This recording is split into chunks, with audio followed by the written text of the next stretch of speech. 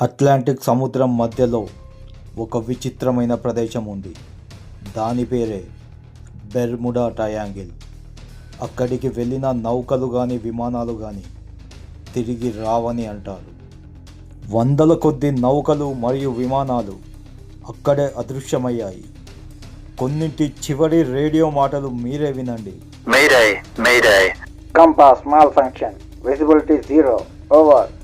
ఇది సహజ శక్తుల ఆటనా లేక భూమి కింద దాగి ఉన్న వింత మ్యాగ్నెటిక్ ఫీల్డా? కొంతమంది అంటారు ఇక్కడి లోతుల్లో వేరే ప్రపంచం ఉందని. శాస్త్రవేత్తలు ఇప్పటి వరకు ఎలాంటి స్పష్టమైన కారణం కనుక్కోలేకపోయారు. కానీ ఈ ట్రయాంగిల్లోకి వెళ్ళిన ప్రతి ఒక్కరికి ఏదో ఒకటైన వింత జరుగుతుందని మాత్రం ఖచ్చితం అంటారు. ఇది ప్రకృతి రహస్యమా లేక మన ఊహలకు అందని శక్తుల ఆటనా?